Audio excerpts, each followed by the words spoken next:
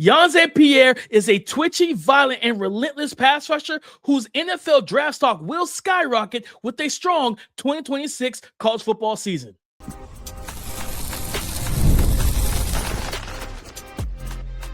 You are Locked On NFL Draft, your daily podcast covering the NFL Draft. Part of the Locked On Podcast Network, your team every day.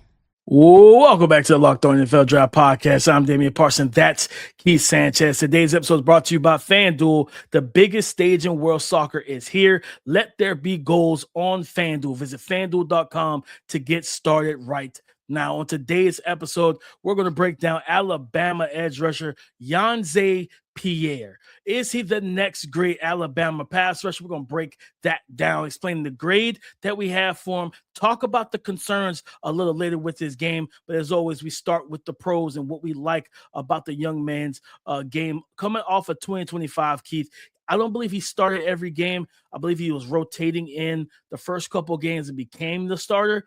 Yonzae Pierre accounted for 8 sacks, 2 QB hits, 34 pressures. And Keith, I'm going to tell you right now how I feel about him after watching this film. If he takes the step or he plays similar and just gets better, he is going to make that conversation with Colin Simmons very, very interesting, or who will be the guy either. Well, I for me, right behind Dylan Stewart. But Keith, what did you like about Yonzae Pierre's game? Yeah, listen, this is a guy that has first step explosiveness. This is a guy that has the functional strength and the functional power that we talk about. This is a guy that has the relentless motor. This is a guy that has dip and bend. I think it was a game against Georgia, I believe. And they had, because they move him around, right? So he was playing, I believe, on a second level. It was either the second level or it was a twist and stun, right? Where we came from the inside and he was twisting inside to came from the outside, was twisting inside. And I watched him twist inside and then plant a foot, evade, and like kind of dip and bend to evade into offensive linemen and still get back penetration. And I was impressed. I'm like, that's good movement skills, right? And that was showing functional athleticism in a very condensed area. But he was able to get skinny and still be able to get penetration. So I feel the same way. Watching this man, I like, this guy's good. This guy's really good. He should be in a conversation. Like you said, if he stays consistent, and I believe you're right, because I was looking at some numbers too, that he wasn't the starter. And I think not only was he not the starter, but when you talk about how that process goes, right? Usually, and if the other player didn't get hurt, and I'm not 100% sure, right? But you're not the starter, so you're getting rotational snaps, right? And you have to think, if you're not the starter, that means that the coaching staff potentially believed in somebody ahead of you, right? So even when you do outplay them, you usually don't become the full-time starter. It goes to, now it's a 50-50 rotational split, right? And then you become the full-time starter. But all of those things take away from snap counts throughout the season. And I'm watching this young man, and I'm just like, man, like this guy is pretty doggone good. I already started thinking of NFL comps when I was watching him.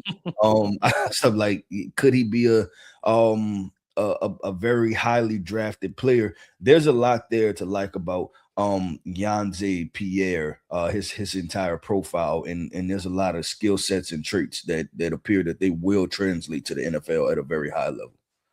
I wrote down bull in the China shop. Like, this dude wants to wreck shop. He doesn't care how he does it, how it gets done. He wants to do it.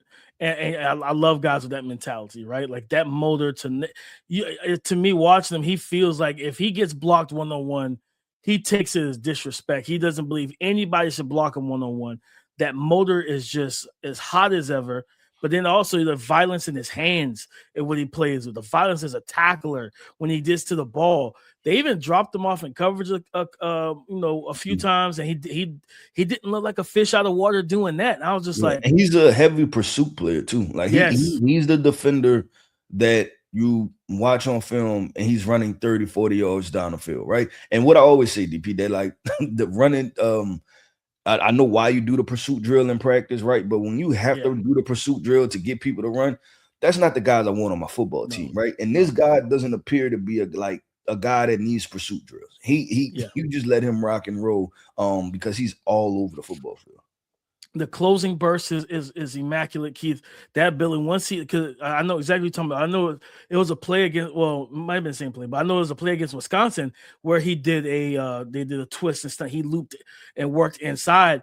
But similar to when we talk about with Dylan Stewart and Colin Simmons, once he crossed the line of scrimmage after he looped inside to like the B gap, and then it's just a hole there. This young man, like it felt like he got faster because he saw the quarterback and he got the sack, right? Like I think he had a strip sack on the season as well. I like, again, the play strength to attack blockers in the run game, but even in the screen games and stuff too. Like they tried to throw a screen to the perimeter on his side of the field, and he detached from the line, dropped off and attacked the blocker and almost made the tackle. He missed the tackle, but he slowed down the receiver enough that the corner could come up and make the tackle for, I think it was either a tackle for like a 1 yard loss, or they got the ball right back at the line of scrimmage and everything. The hands that he has, like this is a first year guy that really got to start after week 3 and everything. And then you saw, like I was looking at his snap count, it went from like 34 to 59, 60 plus. Like Alabama clearly saw the vision and they trusted that he would get better throughout the season. Again, 8 sacks, 2 QB hits. Would like to see the QB hits increase a little more, but they even pull him off ball, right? The versatility, they pull him off ball. Similar to what we talked about with Colin Simmons, you see him off ball and you see him rush from there like as a blitzer, like an off ball backer. I don't know if I said his height and weight earlier, guys, but 6'3", almost 255 pounds. And can you talk about quick first step, that explosive first step, the closing burst to the ball, functional athleticism or good athleticism in space where he doesn't look like he's that he doesn't belong out there. Like you would just take full advantage of him. Like this is a really good player. And like, again, I said it, Dylan Stewart right now, Keith, I let the cat out the bag. Dylan Stewart, my edge 1 right now. I had Colin Simmons at 2. We'll see by the time we get to April to draft season next year, how this, because he's got the things that I worried about with Colin Simmons, I don't worry about with Yonzae. I feel like I saw better strength and power and strain at the point of the POA, the point of attack versus the run. I feel like he's, again, a bigger, stronger, more physical player at 253, almost 255. Like, but then also the athleticism is there. The first step, the bend, the ability to get around tackles, to get through, work through tackles too, right? Like, it's like, okay, if you do jump set me to try and keep me from around the arc, cool. I'm going to convert speed to power and run right through you. And he has that in his bag. Yeah, no, it's what we say, right? Functional strength, functional power, functional athleticism. Everything functions, DP. It is functional when we talk about dealing with Yonzae Pierre. Listen, you talk about some of the better edge rushers that we've seen come out of Alabama. He should project to be up there, with some of the better ones, and then now getting a full workload because, like you said, it wasn't until week 4, week 5 where he became a full-time starter, and usually that's some of your cupcake games, right? That's right. Where you might be able to get another 2-3 sacks in there. So we could potentially be talking about a double-digit sack guy. And to be remiss, obviously, talking about Alabama, right? There was obviously a lot of conversations around Ty Simpson last year, right? Him playing quarterback. And Alabama, will they make the playoffs, miss the playoffs again, right? Like that whole conversation. And there was not much conversation that, hey, we have a really good edge rusher out here to discuss. So it was, I would say that was my first time watching him. And it was a pleasant find. And he's going to be one of those guys that I'm going to be excited to watch during the college football season. And I agree with you, that race for edge rusher, I guess I'll throw it out there 1, 2, or 3, to be honest with you, because I'm not going to say that he doesn't have a option or a chance to be that, right? Like that, I won't rule that out for him. So it's definitely going to be fun and be interesting. But DP, let's do this, man. Let's go ahead and transition and let's talk about the concerns with Yhonzae Pierre, right? The concerns or the areas of improvement that we've seen that he can attack this offseason heading into the college football season. Let's discuss those coming up next. This episode is sponsored by FanDuel. On the biggest stage in the world, FanDuel is changing the game because sometimes your player gets subbed off and your bet goes with them. Not anymore, though. With FanDuel Super Sub, if your player is subbed out, your bet stays in. That's right. If your player leaves the match, your bet continues on with the substitute. So you're still in it until the final whistle. In matches like these, anything can happen. And now your bet can go the distance. Let there be goals this summer on FanDuel, because there's nothing worse than having a great pick going and watching your player get pulled off in the 60th minute. With the super sub, that bet doesn't die. It goes the distance with the sub. So let there be goals this summer on FanDuel. All you have to do is visit FanDuel.com/lockedon right now today. That's FanDuel.com/LOCKEDON to get started right now today. Breaking down the concerns for 6'3", 255-pound edge rusher out of Alabama, Yonzae Pierre. Keith, what were some of the concerns for you when you watched this tape? DP, this is a difficult segment. And it's usually difficult when we have really good football players. Because I didn't necessarily see a whole lot of, I think you say, concerns for him, right? Like man, I'm like that's a glaring hole in his game. I think when you look at the size profile, right, where he's listed at 6'3", 255, I think there's going to be maybe potentially length conversations that may come in for him. What does the arm length look like? And then, he works well against offensive tackles, but now we're talking about, premium offensive tackles, the Lane Johnsons, the Penei Sewells, right? Like the high end of the high end. Are you able to be productive against those guys? That may be where the length conversation starts to play a factor, because we talked about it. Who were we talking about? Colin Simmons? I can't remember. I think we might have been talking about Colin Simmons. And remember, we went through the list of edge rushers, and we were like, nope, that guy's 6'5", that guy's 6'6". It was like, Colin Simmons, yep. Yeah, and I think it was only like Nick Bonito and one other guy that was 6'3" and under. So obviously arm length and overall size plays a factor into that. Is he a guy that I'm willing to bet on? Yeah, I'm still willing to bet on him.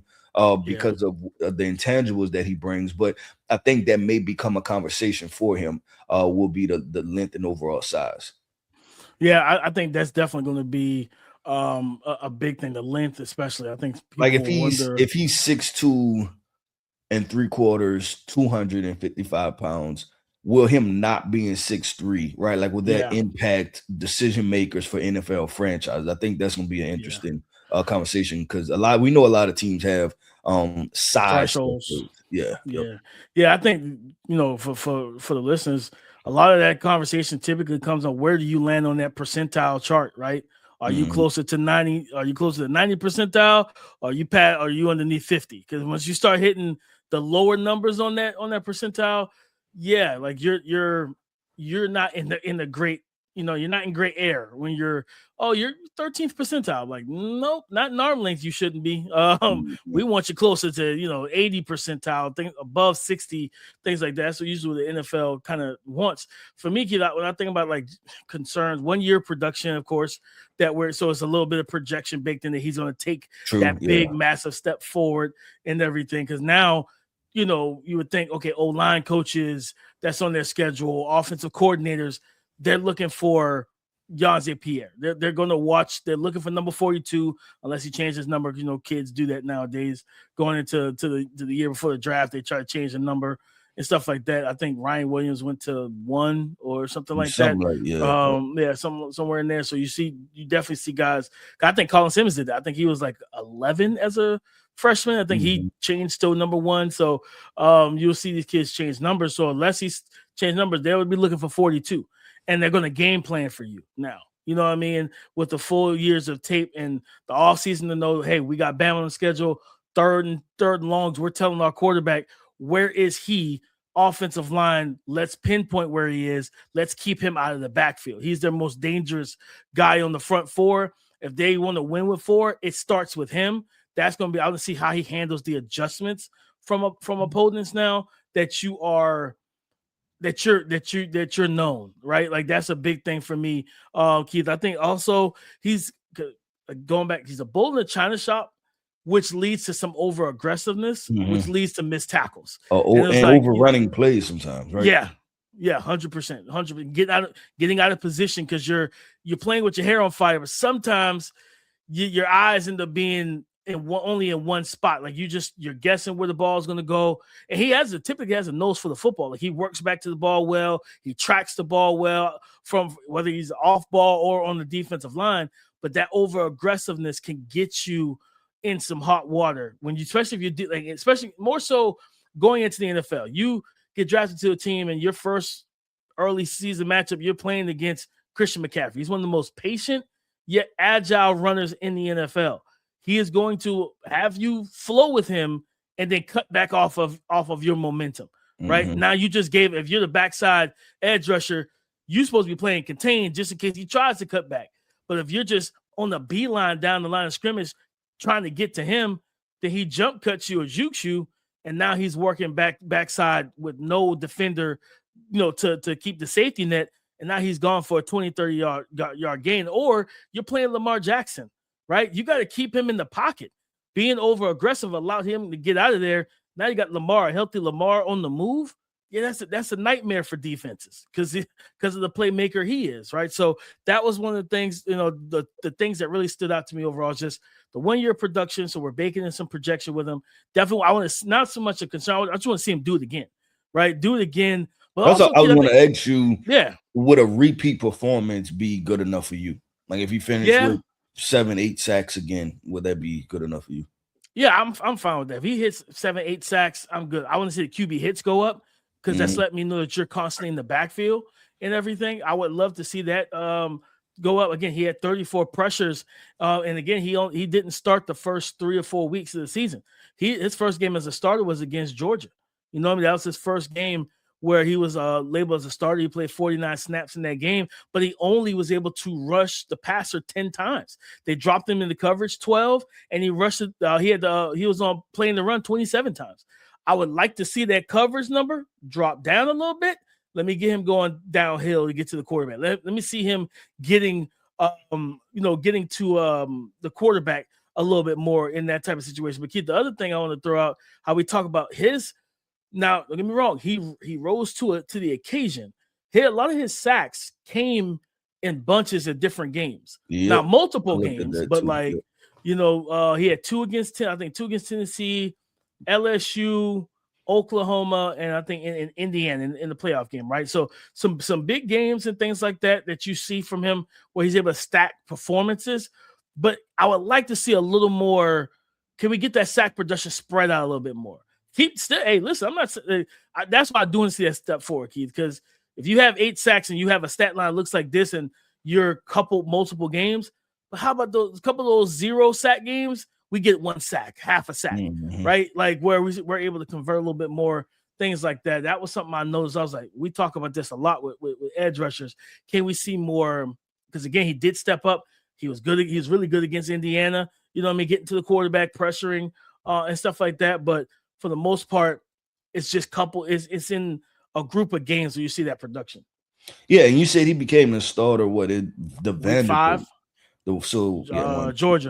Georgia game. Okay. And so I'm with you, DP. I'm with you because I looked at that too. I think he had 1 sack against Wisconsin, but also it's hard to grade that part because of the limited production. But then there was a 3-game stretch: Oklahoma, Auburn, Georgia, to finish the regular season, right, where there wasn't any sack production either. But I'm right there with you. That's something that stood out to me. Something we always highlight, right? Okay, where are these sacks coming from? Are they coming in bunches against 2-3 opponents, right? Or they coming in a wide array against everybody, right? Like you giving everybody. Yeah, like South Carolina, he had 0 sacks, but he had like 7 to 8 pressures in that game. Yeah. Stuff like that, I'm fine with. If you got 0 sacks, if you north of 5 pressures, I'm good. That lets me know you just weren't able to close the deal. But what I can't have is 0 sacks, 2 pressures in the game. 0 sacks, 1 pressure. Like we gotta find that consistency game to game. But yeah, I mean, I think the talent to do that is there.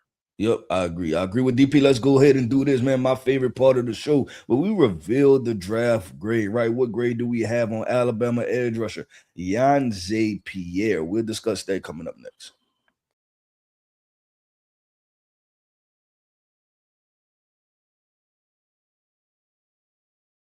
Thank you for making Locked On NFL Draft your first listen of the day. And thank you for making the Locked On Podcast Network the #1 sports podcast network in America. It's all because of you, our everydayers. Yonzae Pierre, 6'3", 253, 255, edge rusher, stack backer, do-it-all guy out of Alabama. Keith, what grade did you give him? I give him a first-round grade, DP. And listen, I was so excited about this young man. I almost started the show off and just told everybody, listen, I gave him a first-round grade, right? I didn't put him in a rare all-pro level yet. I put him in a first-round Pro Bowl caliber. I think to reach that point, I just need more evidence, right? I just need a longer resume out there. And then what we factored in, DP, what you talked about was the operating in spurts, right?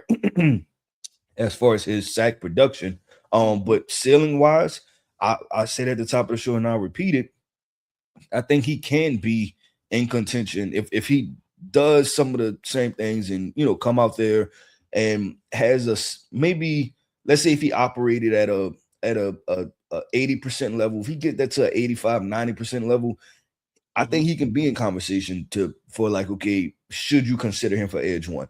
I don't have him as my edge one right now, and I won't have him as my edge one, but I think he can make the conversation interesting, and definitely, obviously, between him and Colin Simmons, because I think that's going to be a combine situation, right? Like that's going to be a combine off because you're going to have two extremely productive players, two guys that they kind of operate in differently, right? Even though the measurables might be very similar, they kind of operate different as far as their play style. But I think that's gonna come down to arm lengths and hand sizes, and that's not really my thing, but it will come down to that for those two players. So this should be fun. I first time watching Yonzae Pierre, like I said, exciting guy to watch. He will be an impact player in college football. It felt good for Alabama a little bit, right? Like just to finally have another defensive prospect to watch. It's not just Ryan Williams. So right. No, 100%, Keith. I'm with you. I gave him a 8.5, which is kind of middle of the first round, immediate impact prospect with a chance to end up, really pushing himself into that top 12, top 10 type of range. I think the talent is there. And while you were talking, I went and pulled up a picture because I was looking. I was like, let me go look at Google. I went to Google, and I looked at the picture of Will Anderson when he was at Bama, and I looked at a picture of Yonzae, and I was like, y'all are pretty similar. I think the difference is Will had bigger pads. Will's pads are just they're a little bit bulkier at the top rather than he's got more of looks like he's got the smaller pads on for movement and everything, but their body types are actually coming as prospects at Bama. Their body types are similar. And I believe that Will Anderson was like 240, 245 coming out of Alabama. And that I don't want to do it because it's not lazy, guys. Like I'm not doing it because it's Bama. I definitely see an arc for him to be that kind of Will Anderson. Well, it's because he's a high collision player too. And I thought about it and I watched it. I'm like, he's a backfield penetrator, attacking people, operates with physicalities, looking for collisions, everything. Yeah, that he's looking for it. So I agree. I don't think it's a lazy comp. It's and it may be more of a Nick Saban left by that, right? In that transition. I think well, Nick Saban was there, and then Nick Saban left after Will. Yeah, I think he did that year with Will Anderson or whatever. So Will didn't have the crossover, so it's probably a totally different scheme, but their approach is very similar. How they play the game, it's a very much attacking downhill physicality. First step quickness, first step explosiveness, playing bigger. Like just watching, I think that we talked about. Like Will was such a high collision player that it didn't make sense at his size. Like he wasn't a 260, 270 defensive end. He was a 6'3", 6'4", 240, edge rusher who played with. And he played like in that 4-point stance. Like Will loved that 4-point stance and fire off the ball. And I think there was like a stat of his like get off was just so insane. You know what I mean? Because he had like the perfect pad level, that twitch and explosiveness and everything else. But I definitely think that he's got a chance, Keith, to like, if he like depending on how he's trained and worked out, he goes into this season, he can be the man. And he could absolutely follow in the footsteps of Will Anderson, where more people are comparing the two. And it's not just because they both played at the University of Alabama. It's like, man, like they're built similar, they play similar, and he's just got a similar demeanor and play style. Like, yeah, I definitely could see him being the next Will Anderson type of prospect coming out of Alabama. Yeah, he's simply just somebody, DP, that you want on your football team. Yeah. I think the way he plays football, he has the opportunity to be one of those guys that gets this label on his resume of culture changer. He can change a culture because of his relentlessness and pursuit and all of the things we discussed. No taking plays off, high motor, the strain to finish conversation that we had about Anthony Smith. I don't think you have that. That's nowhere near him. He is the definition of strain to finish, what it looks like from the way that he plays the game. Keith, would you want him to, because he's listed at 253 and everything, would you want him to add a couple pounds going into the NFL? I mean, like I said, Will Anderson's been in the league a couple years now, right? And then you see, like I said, you see the picture of him from the Texans, was it OTAs or whatever? Mm-hmm. And he looks like physically, he looks like a different dude. Like, you know what I'm saying? He's bigger, stronger, everything. Like you can see that, right? Matter of fact, I think he played at he was 6'4", 235 at Bama in terms of Will Anderson. So that's crazy to think about how much of a collision player he was. So he bulked up already from 235. He was been 243. I wonder if he's a little bit bigger, in terms of weight now, and a little bit heavier in Houston, especially if he just got paid, could be the money in his pockets, stuff like that. Would you want Yhonzae to add a couple more pounds? If he's a true 250, 253, would you want him to stay there? Yeah, I'm good with him staying there. I think there's in depending on what his strength levels are, right? Like if he like, hey, coach, I want to put on 2-3 pounds of muscle, upper body strength or something like that, I'm cool with it. But because I don't want to take away from his movement skills. Because I think his movement skills, pursuit, those type of things, the sideline to sideline range that he has, I want to be able to keep that, right? And then also, he's not one of those guys. We watch some players and they move them all around, all over the place, and we like, this is honestly ineffective reps for him. For him, I don't feel the same way. I think him playing on the second level, he can be an impactful player for you. But I want to keep that as an option for him. And he's going to be one of those guys that go and continue to do your deep dive research. Like I'll probably tap into some high school film, see what position he played in high school, right? Like, is this a naturally gifted stack backer that's moving to the edge rusher position, or is it vice versa, right? Because you can kind of see some of those things in profiles. Like I remember watching Joseph Asai, and I was talking to a couple NFL scouts, and at this point he was playing stack backer for Texas. And then I told him, I'm like, well, this guy was a hand in the ground edge rusher in high school, and it was like, that makes so much more sense with him. And just because it's just kind of what they grew up playing, right? So it's what they've been playing for 7-8 years versus what they've been playing for a season, right? Season or two. So I'm going to do a deep dive on him because I think he can be a very fun, exciting player that can throw a curveball in a lot of people's rankings. And Keith, I'll close out with this. I wonder if he is going to be that, we've been saying over the past couple of years that the new linebacker is that linebacker edge hybrid, right? The guy that can play first and second down, the second level, and then rush the passer and be a high impact pass rusher on third downs, a la the Micah Parsons and things like that. Before Micah came in the league, I think it was Baron Browning or whatever that came, went to the Broncos. I think he might have been before Micah, but he didn't do it to the same extent. He came out of Ohio State, matter of fact. He came out of Ohio State. I think he might have been on that team with like Justin Fields and all them when they beat Clemson in the national championship. I think he was on that team. But he was kind of one of those first kind of hybrid linebackers like that. Hey, we rush them. You know what I mean? That we're seeing getting drafted really high, right? The Abdul Carters, the Arvell Reese's, the Sonny Styles, those guys that have the hybrid element to them. I wonder if Yonzae is the next one in that mold. I definitely think it's possible, DP. I think it's very much so possible. And even when we think about Arvell Reese going top 5, I can see it for Yhonzae, right? Like if we're comparing apples to apples and saying like, hey, a guy that's a second level defender that plays some linebacker that's going to kick down to edge also, and then let them play an entire season out. I can see it, right? Like to me, that isn't far fetched.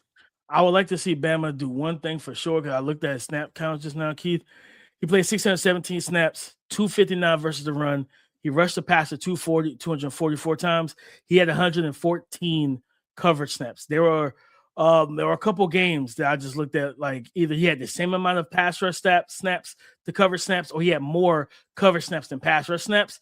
In 2026, let's go ahead and nip that in the bud. Let's get him, if he's going to be on the edge, let him going forward. We know what he can do dropping off. We know what he can do. Like if you want to play him stat backers, I'm cool with that. Let me get 70 coverage snaps. Let's get that other 34, 44, whatever. Let's put that to the pass rush and let him really flesh out that pass rush game and show what he can do. This dude could easily be a double-digit sack guy in college.